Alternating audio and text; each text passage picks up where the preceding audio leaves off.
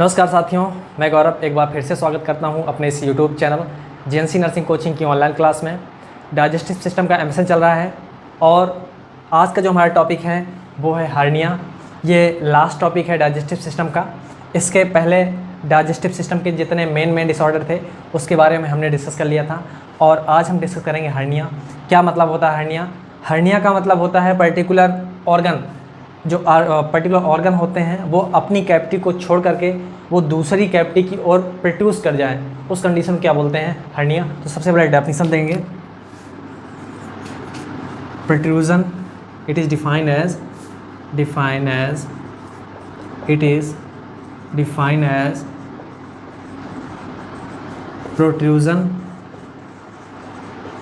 Protrusion of any organ from own cavity to another body cavity is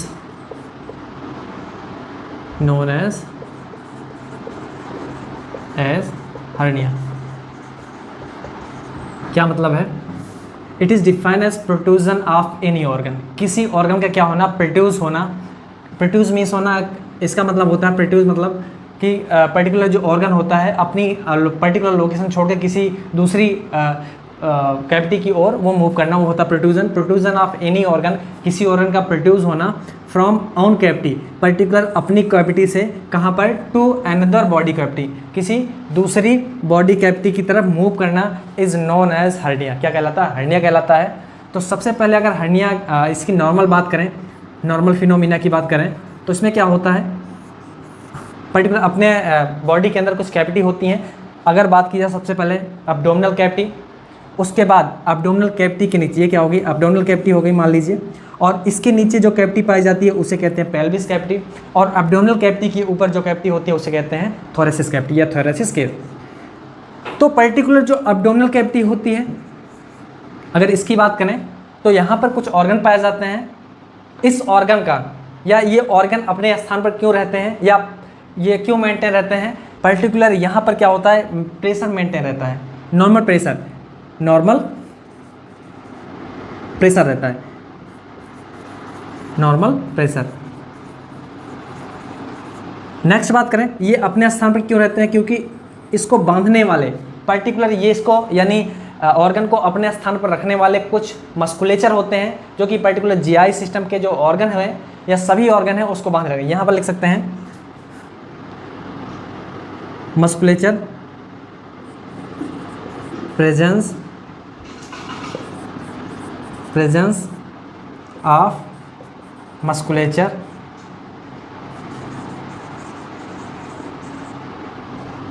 which help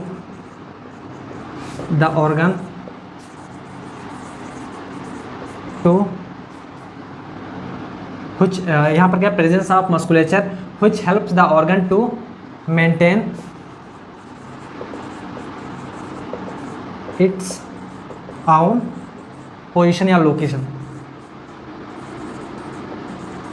क्या मतलब है? यहाँ पर कुछ मस्कुलेचर होते हैं जो पर्टिकुलर उस ऑर्गन को क्या रखते हैं? बांधे हुए रखते हैं, और वो अपने स्थान से दूसरे स्थान पर ना जाएं इसलिए क्या होते हैं? बांध रखते हैं। तो यहाँ पर क्या लगेगा? प्रेजेंस ऑफ मस्कुलेचर होते हैं व्हिच हेल्प्स द ऑर्गन, जो कि ऑर्गन क्या करते हैं? मदद करते हैं मेंटेन इट्स ऑन लोकेशन, कि वो अपने स्थान पर रहें। तो यहाँ पर दो चीज़ रहता है। अगर यहाँ बात करें, अगर जो इसका प्रेशर है, अगर आप कारण की बात करें तो यहाँ हमने डेफिनेशन देखा क्या होता है। नेक्स्ट अगर कारण की बात करें तो यहाँ पर देख सकते हैं, अगर जो नॉर्मल प्रेशर एब्डोमिनल कैविटी का है, अगर यही प्रेशर क्या हो जाए? बढ़ जाए।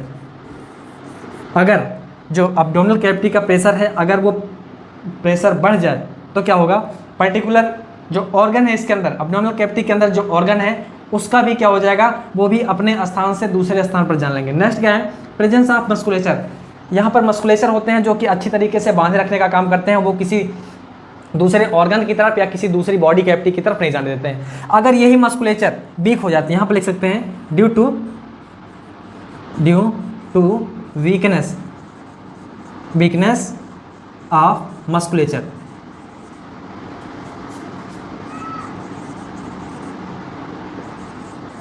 Due to weakness of musculature, अगर मस्कुलेचर क्या हो जाए, वीक हो जाए, तो यहाँ पर हम बात कर रहे हैं, यहाँ पर अभी क्या लिख रहे हैं, कॉज, यहाँ पर लिख सकते हैं कॉज।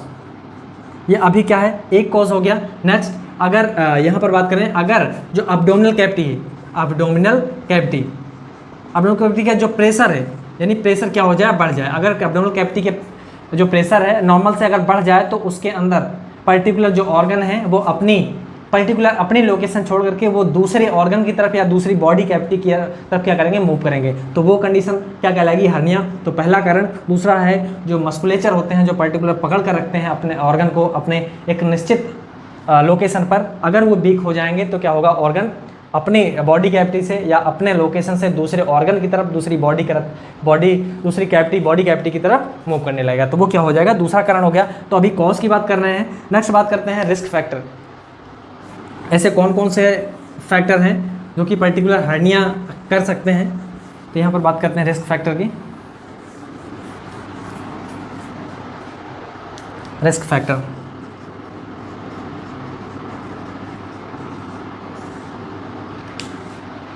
फैक्टर में सबसे पहले यहाँ पर देखेंगे, हमने देखा था अगर प्रेशर बढ़ेगा उसके कारण भी क्या हो सकता है, पर्टिकुलर हर्निया हो सकता है, या जो ऑर्गन है वो अपना स्थान छोड़ करके दूसरी बॉडी कैविटी या कोई दूसरी कैविटी में जा सकते हैं। तो यहाँ पर लिख सकते प्रेगनेंसी और मल्टीपल प्रेगनेंसी। इसमें क्या होगा, पर्टिकुलर कोई स्ट्रक्चर अपनी बॉडी कैविटी के अंदर आएगी तो क्या होगी, वो जगह लेगी। जब जगह लेगी तो क्या होगा, धीरे धीरे अब्डोमिनल कैविटी के अंदर जब स्ट्रक्चर जाने लगेगी या अंदर जो बेबी है उसके द्वारा स्टमक पर क्या लगा जाएगा, प्रेशर, तो इसके अंदर का क्या होगा, प्रेशर बढ़ेगा। जब प्रेशर बढ़ेगा तो हर्निया होने की संभावना इसके अंदर है। नेक्स्ट बात करते हैं हैवी वेट लिफ्टिंग। अगर कोई व्यक्ति कोई ज़्यादा वजन उठाता है उसके कारण भी क्या हो सकता है, पर्टिकुलर हर्निया हो सकता है। नेक्स्ट बात करते हैं कफिंग।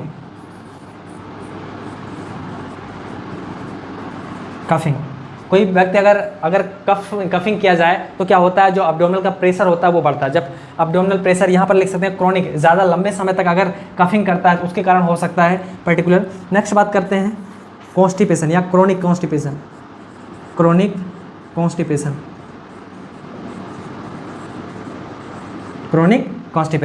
अगर लंबे समय तक कॉन्स्टिपेशन है उसके कारण भी पर्टिकुलर जो इंटेस्टाइन है, अगर बात करें कॉन्स्टिपेशन कहाँ पर मोस्टली या सबसे ज़्यादा रुकता कहाँ, तो इंटेस्टाइन के अंदर फूड या पर्टिकुलर फीकल मटेरियल रुकता है। तो अगर लंबे समय तक रुका रहेगा तो पर्टिकुलर इंटेस्टाइन जो है अपने लोकेशन से वो मूव करके या प्रोट्रूड करके किसी दूसरे लोकेशन या दूसरे लोकेशन पर या किसी दूसरी बॉडी कैविटी के ऑर्गन में चली जा सकती हैं। वो कंडीशन क्या होता है, पर्टिकुलर हर्निया वो भी कहलाती है। तो ये क्या हो गए, पर्टिकुलर इसके रिस्क फैक्टर हो गए, इसके कारण भी पर्टिकुलर हर्निया होने की संभावना है, रिस्क है। नेक्स्ट बात करते हैं टाइप की।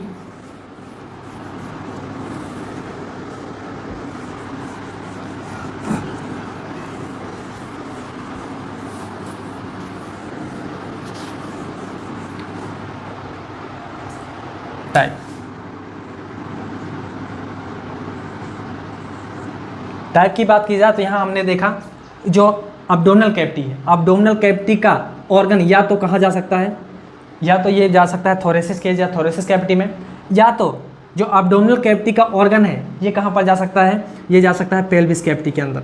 तो हमने देखा तो यहाँ पर दो प्रकार के हो सकते हैं, ऐसा पार्ट यानी ऐसी हर्निया जो कि पर्टिकुलर अब्डोमिनल कैविटी को छोड़ करके थोरेसिस कैविटी में जाती है, ऐसी हर्निया जो कि पर्टिकुलर अब्डोमिनल कैविटी को छोड़ करके इसके ऑर्गन कहाँ पर प्रोट्रूड हो जाते हैं, वो पर्टिकुलर पेल्विस कैविटी के अंदर प्रोट्रूड, यानी दो प्रकार की यहाँ पर पेल्विस कैविटी के अंदर प्रोट्रूड कर जाएं, वो क्या होते हैं, दो प्रकार के हो सकते हैं। तो सबसे पहले यहाँ पर देखेंगे, पहली होती है इंग्वाइनल हर्निया। कौन सी, इंग्वाइनल हर्निया।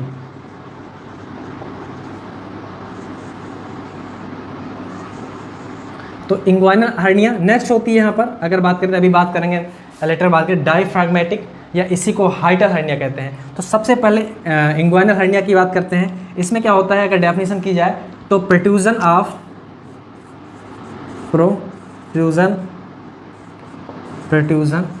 ऑफ, यहाँ पर protrusion of intestine,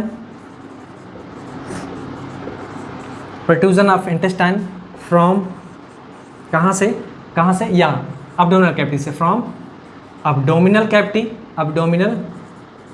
from abdominal cavity से कहाँ पर, pelvis cavity. Protrusion of intestine from abdominal cavity to कहाँ पर, अब्डोमिनल कैविटी से कहाँ पर, पेल्विस कैविटी,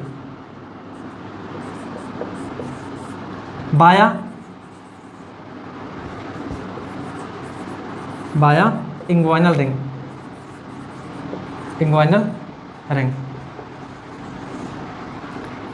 यहाँ से इंग्वाइनल रिंग से, यानी protrusion of intestine from abdominal cavity to pelvis cavity by inguinal ring के द्वारा पर्टिकुलर इंटेस्टाइन का अब्डोमिनल कैविटी से पेल्विस कैविटी की ओर जाना, वो कहलाती है इंग्वाइनल हर्निया। नेक्स्ट बात करें, जो पर्टिकुलर इंग्वाइनल रिंग है, इंग्वाइनल रिंग के द्वारा मेल में ये जो इंटेस्टाइन है, मेल में इंग्वाइनल रिंग से होकर के इंटेस्टाइन का स्क्रोटम के ओर मूव करना, यानी स्क्रोटम में मूव कर जाती है। यहाँ पर लिख सकते हैं in male the intestinal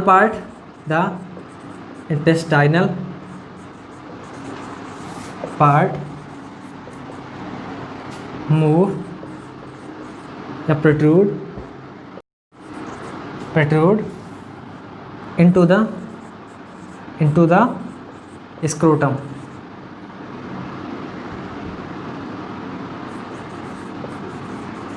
via inguinal ring,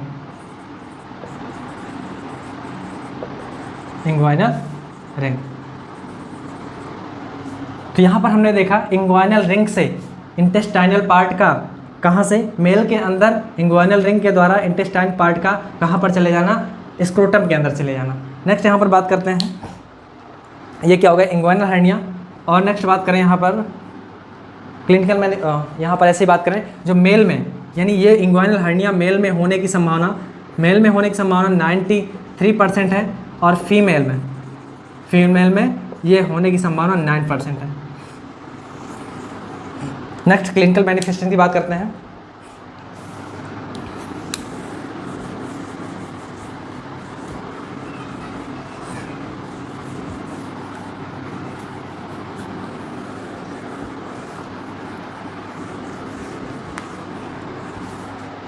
clinical manifestation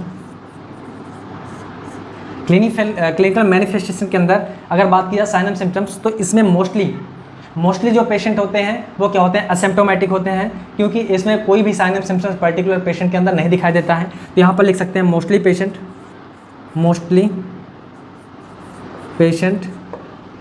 asymptomatic.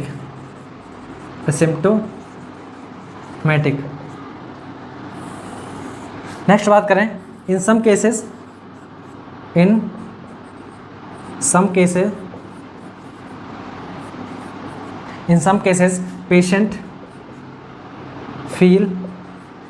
patient feel sensation into the scrotum in male। कुछ केसों में क्या होता है, पर्टिकुलर पेशेंट के स्क्रोटम में सेंसेशन फील होता है। और फीमेल की बात करें,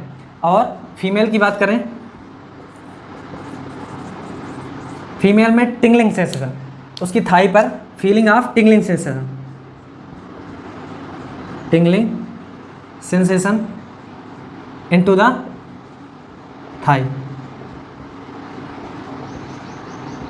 में क्या होगा, पर्टिकुलर टिंगलिंग सेंसेशन फीमेल के अंदर फील होगा। तो यहाँ पर क्या हो गया, दोनों इसके अंदर होंगे। नेक्स्ट बात करते हैं,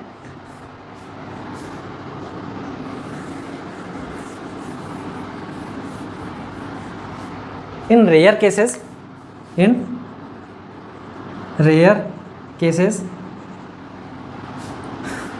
इंटेस्टाइनल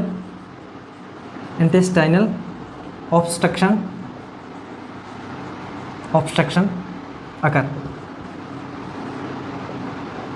इसके पहले हमने डिस्कस किया था, जब इंटेस्टाइनल ऑब्स्ट्रक्शन था वहाँ पर हमने डिस्कस किया था कि due to hernia intestinal obstruction हो सकता है। क्यों? क्योंकि पर्टिकुलर अगर बात की जाए तो ये इंटेस्टाइन का कुछ पार्ट है, ये इंटेस्टाइन का कुछ पार्ट है, और अगर ये दूसरे बॉडी कैविटी के अंदर दूसरे ऑर्गन में अगर प्रोट्रूड कर जाएं तो हो सकता है वहाँ पर ये क्या हो जाए, पर्टिकुलर ये थोड़ा सा चिपक जाएं और यहाँ की जो ल्यूमन है वो ल्यूमन कम हो जाए। अगर ल्यूमन कम हो जाएगी तो पर्टिकुलर इसके अंदर फूड या फीकल मटेरियल का क्या हो जाएगा, यहाँ पर जमा हो सकता है, रुकाव या ऑब्स्ट्रक्शन हो सकता है, और पर्टिकुलर आने वाला जो फूड कंटेंट है या इंटेस्टाइनल कंटेंट है वो आगे नहीं बढ़ पाएगा। इस कंडीशन को हम क्या बोल रहे हैं, इंटेस्टाइनल ऑब्स्ट्रक्शन। तो इसके कारण भी क्या हो सकता है, intestinal obstruction.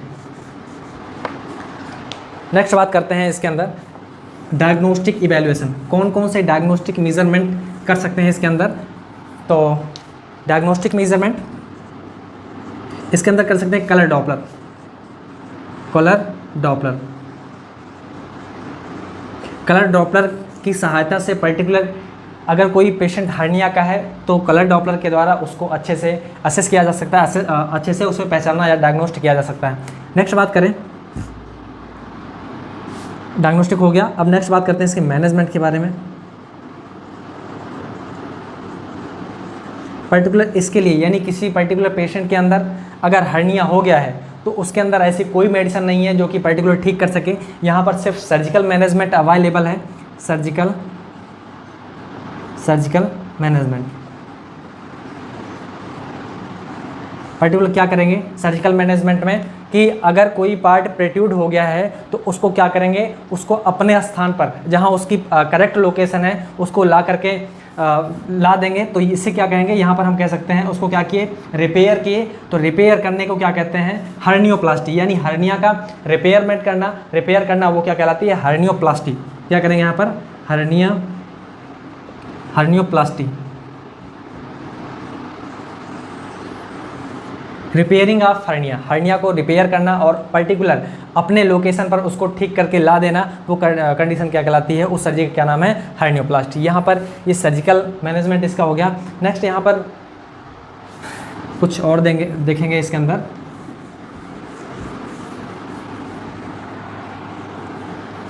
After surgery, after surgery क्या करेंगे, पर्टिकुलर पेशेंट के अंदर क्या देखना है, यूरिन का फ्लो हो रहा है कि नहीं, यानी assess for voiding condition, voiding status. Patient को असेस करना है कि वो क्या किया, यूरिन पास आउट किया, वॉइड किया कि नहीं किया, क्योंकि इसका कॉम्प्लिकेशन क्या होता है, यूरिन रिटेंशन। यानी अभी क्या बात किया, अभी मैंने बात की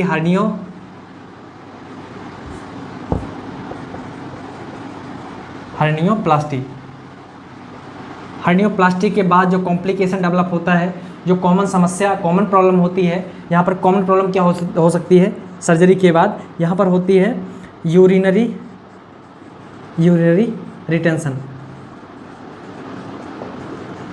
सर्जरी करने के बाद ये कॉमन समस्या आ सकती है, इसीलिए क्या करना है, पर्टिकुलर पेशेंट ने वॉइड किया कि नहीं किया, उसको क्या करना है, असेस करना है, वॉइडिंग स्टेटस असेस करना है। नेक्स्ट बात करें, अगर पेशेंट वॉइड नहीं कर पा रहा है तो क्या इंसर्ट करेंगे, insert catheter.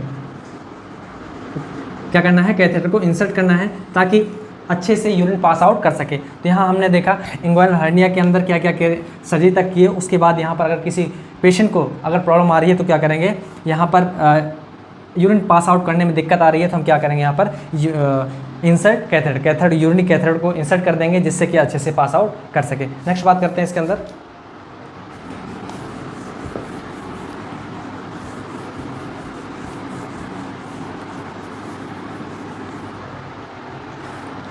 allow the patient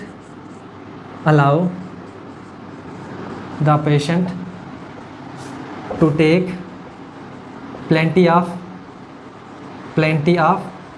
water. ज़्यादा से ज़्यादा क्या करना है, वाटर का, अब जो वाटर लेना है, पानी को ज़्यादा पिलाना है। नेक्स्ट बात करें, यहाँ पर फाइबर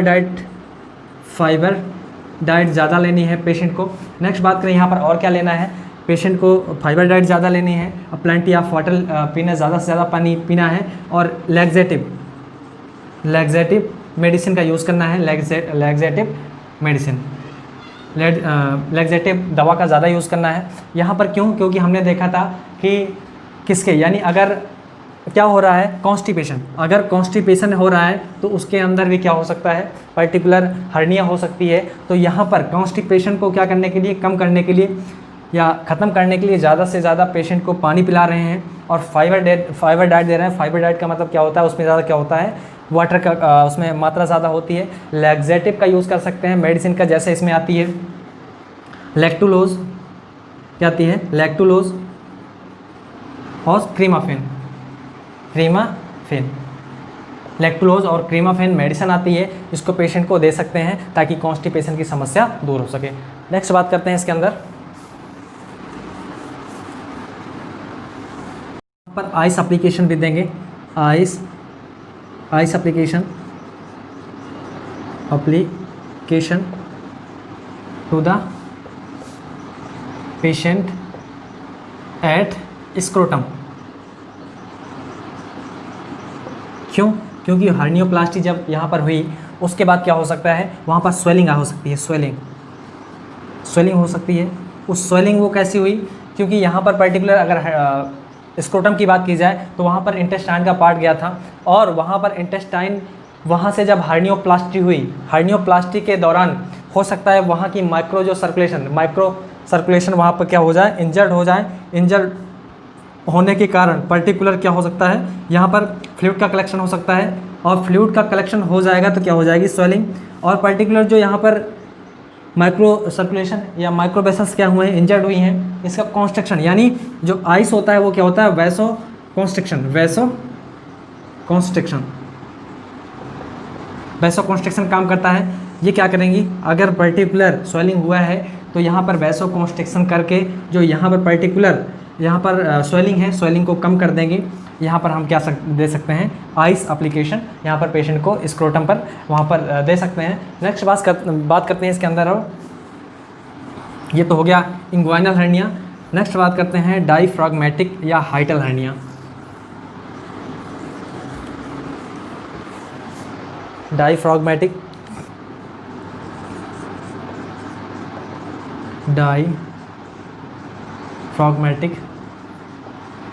और हाइटल हर्निया।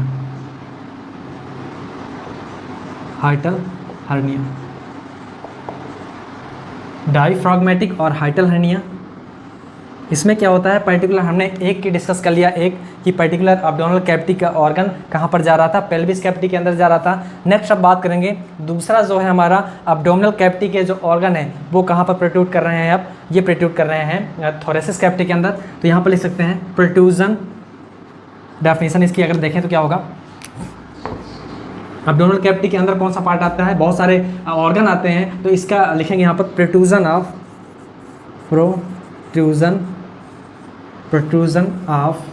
स्टोमक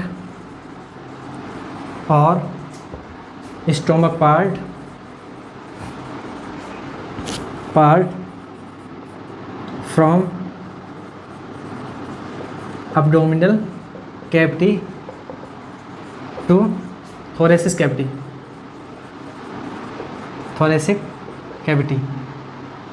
कहाँ से, प्रोट्रूजन ऑफ स्टमक और stomach part from abdominal cavity to thoracic cavity is known as diaphragmatic और हाइटल हर्निया। हमने देखा है कि पर्टिकुलर थोरेसिस कैविटी को और एब्डोमिनल कैविटी को सेपरेट करने वाली एक स्ट्रक्चर होती है जिसका नाम है डायफ्राम। ये डायफ्राम क्या करता है, ऊपर थोरेसिस कैविटी होती है, थोरेसिस कैविटी को इधर रखता है और एब्डोमिनल कैविटी को नीचे रखता है। तो पर्टिकुलर इसके यानी यही जो ऑर्गन है, ये जो स्ट्रक्चर है, इसी के बीच से पर्टिकुलर बहुत सारे यहाँ से, जैसे यहाँ पर फूड पाइप है जिसे कहते हैं एसोफेगस, ये आई है जो कि यहाँ पर किससे जोड़ी है, यहाँ पर स्टमक से जोड़ी है। और इसी से क्या यहाँ पर मोस्टली क्या आते हैं, पर्टिकुलर आयोटा आती है, इस तरह से इंफीरियर वेना कावा आती हैं, पर्टिकुलर ये सारी संरचना इसके अंदर से होकर आती है। तो पर्टिकुलर हाइटल जो ओपनिंग होती है, यहाँ से जो ओपनिंग है जो कि पर्टिकुलर यहाँ से यहाँ पर कनेक्ट कर रही है एसोफेगस को, उसे कहते हैं हाइटल। क्या बोलते हैं, हाइटस। हाइटस, या इसको कहते हैं डायफ्राग्मेटिक ओपनिंग,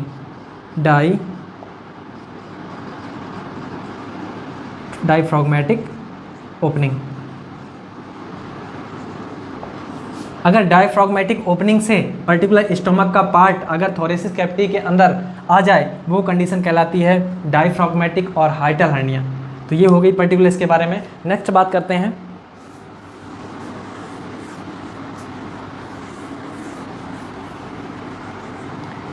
ये हो गई नेक्स्ट डायग्नोस्टिक। इसके मेजरमेंट के बारे में बात करें तो डायग्नोस्टिक मेजरमेंट क्या करेंगे, यहाँ पर कर सकते हैं या तो इंडोस्कोपी से अच्छी तरीके से पता लगाया जा सकता है कि यहाँ पर किस तरह से क्या दिक्कत आ रही है। नेक्स्ट बात करते हैं बैरियम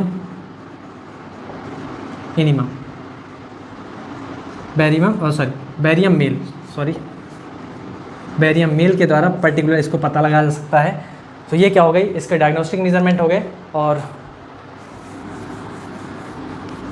क्लिनिकल मैनिफेस्टेशन की बात करें तो क्या होगा क्लिनिकल मैनिफेस्टेशन। तो हमने यहाँ पर देखा था कि पर्टिकुलर यहाँ का जो यानी स्टमक का जो पार्ट है, यहाँ ये कहाँ पर आ रहा है, पर्टिकुलर ये एब्डोमिनल कैविटी से होकर के ये थोरेसिस कैविटी में आ रहा है। और इसका कुछ पार्ट यानी इसका जो गैस्ट्रिक कंटेंट है ये कहाँ पर आएगा, ये पर्टिकुलर एसोफेगस में आएगा। तो यहाँ पर कुछ कॉमन समस्या जनरेट कर जिसे कहते हैं पायरोसिस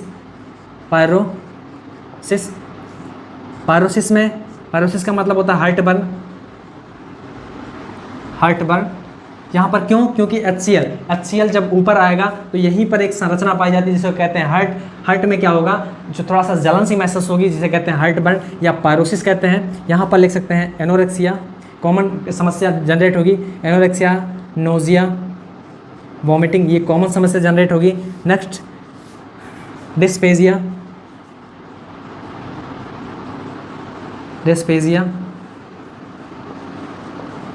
डिस्पेजिया होगा, डिफिकल्टी इन सॉलोइंग। नेक्स्ट पेनफुल सॉलोइंग हैगी, पेन इन सॉलोइंग जिसे कहते हैं ओडाइनोफेजिया। क्या कहते हैं,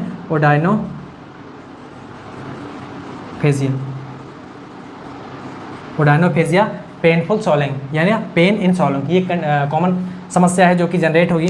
और यहाँ पर चेस्ट पेन भी यहाँ पर देखने को मिलेगा क्योंकि यहाँ पर HCl का जो कंटेंट है या HCl की जो यहाँ पर HCl है वो ऊपर की तरफ भी निकल रहा है। यहाँ पर पेनफुल क्यों होगा, क्योंकि यहाँ पर हो सकता है यहाँ पर म्यूसिन के कारण तो यहाँ पर कोई लीजन नहीं बनता, लेकिन ये म्यूसिन किसमें नहीं होता है, ये एसोफेगस में नहीं होता है। यहाँ पर इंजर्ड कर सकता है, जब कोई हम खाना लेंगे, जब सॉलोइंग करेंगे तो हो सकता है जब खाना कहाँ पर जाए, जब खाना पर्टिकुलर एसोफेगस में जाए और जहाँ पर लीजन बना हुआ है वहाँ टच करे तो हो सकता है वहाँ पर पेन हो, तो क्या होगा ओडाइनोफेजिया। ये क्या हो गया पर्टिकुलर इसके क्लिनिकल मैनिफेस्टेशन हो गए। नेक्स्ट बात करते हैं मैनेजमेंट के बारे में।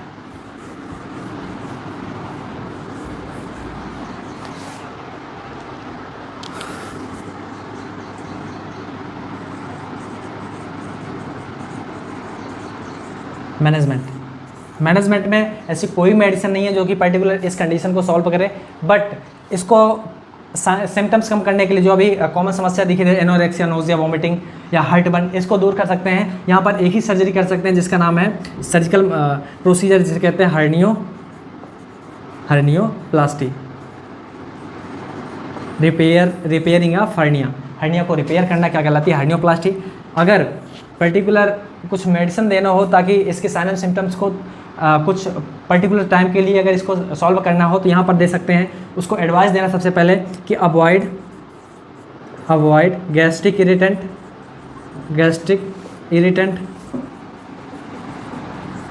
क्या करना है, पेशेंट को बोलना है कि आप गैस्ट्रिक इरिटेंट का चीज़ या गैस्ट्रिक इरिटेंट का यूज़ मत करो जिससे कि HCl ज़्यादा प्रोडक्शन हो। HCl अगर कम प्रोडक्शन होगा तो जो ओडाइनोफेजिया ये कंडीशन थी, हार्ट बर्न की समस्या थी या चेस्ट टाइटनेस थी, चेस्ट पेन थी, ये सारी कंडीशन कम होगी। नेक्स्ट बात करते हैं, या कुछ इसके लिए कुछ मेडिसिन दे सकते हैं जिसे कहते हैं H2 ब्लॉकर दे सकते हैं। और यहाँ पर दे सकते हैं PPI दे सकते हैं। नेक्स्ट दे सकते हैं यहाँ पर एंटासिड H2 ब्लॉकर आता है रैनिटिडिन, सिमिटिडिन। PPI के अंदर आता है अपना ओमिप्राजोल, पेंटाप्राजोल। और जो एंटासिड है इसके अंदर आता है एल्यूमिनियम हाइड्रोक्साइड, मैग्नीशियम हाइड्रोक्साइड। ये क्या है, जो एंटासिड है पर्टिकुलर HCl के जो pH है ये न्यूट्रलाइज थोड़ा थोड़ा करता है, न्यूट्रलाइज हल्का सा करता है। जो PPI है, H2 ब्लॉकर है, ये हाइपोसेक्रेटरी एजेंट है, जिससे कि जो अपना पैराइटल सेल के द्वारा HCl का प्रोडक्शन हो रहा था वो कम करेगा। तो यहाँ पर ये मोस्टली मेडिसिन दे सकते हैं और थोड़ा सा उसको एडवाइस दे सकते हैं। बाकी इसका जो डेफिनेटिव मैनेजमेंट है वो है हर्नियोप्लास्टी। तो ये हो गया आज हर्निया के बारे में। आशा करता हूँ कि इस छोटे से लेक्चर के अंतर्गत जो पढ़ाया हुआ होगा आपको ज़रूर समझ में आया होगा। अगर आया हो तो वीडियो को लाइक करें, अपने दोस्तों के साथ वीडियो को ज़्यादा से ज़्यादा शेयर करें। अगर आप हमारे चैनल पर नए हैं तो हमारे चैनल को सब्सक्राइब करें। Thanks for watching my video.